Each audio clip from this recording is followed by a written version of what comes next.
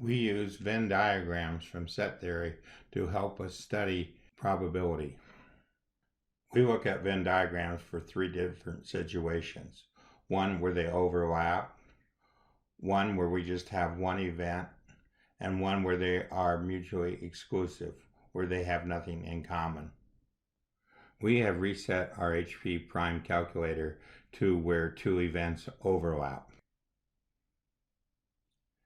Event E is where a die turns out to be 2, 3, or 4.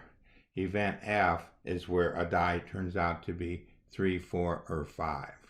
We put this into our calculator as L1 and L2 using lists. The union of the two rolls of the dice turn out to be 2, 3, 4, and 5. On the calculator, we use the union command. The intersection of the two rolls of the dice turn out to be 3 and 4.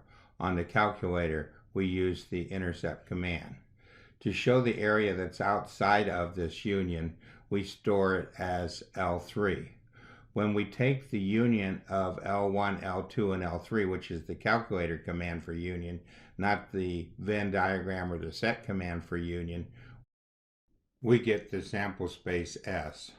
Then when we use the sort command with the L4 that we stored, we put it in the correct order.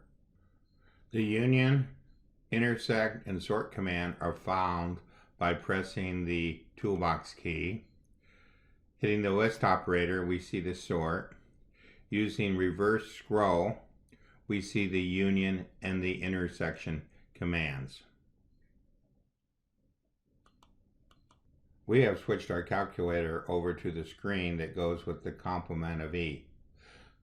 So we have stored E as L1, which is 2, 3, and 4. Then E's complement, which is the area outside here, we store as L2, which is 1, 5, and 6.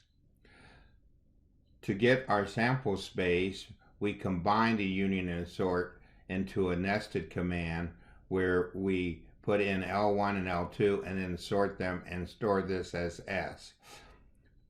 We might mention that we are using lowercase s to store this because capital S is reserved for real values. Therefore, we're using lowercase s to store our sample space. We have now switched our screen for the mutually exclusive Venn diagram. We store event E, L1, as 1 and 2, event F, L2, as 1 and 4. Then we take the union of L1 and L2 to get 1, 2, 3, and 4. The intersection of L1 and L2 is equal to the empty set. We store the area outside of event E and F as L3.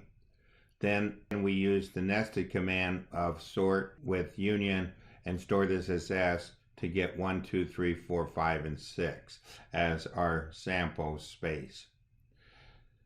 This ends our lesson on Venn diagrams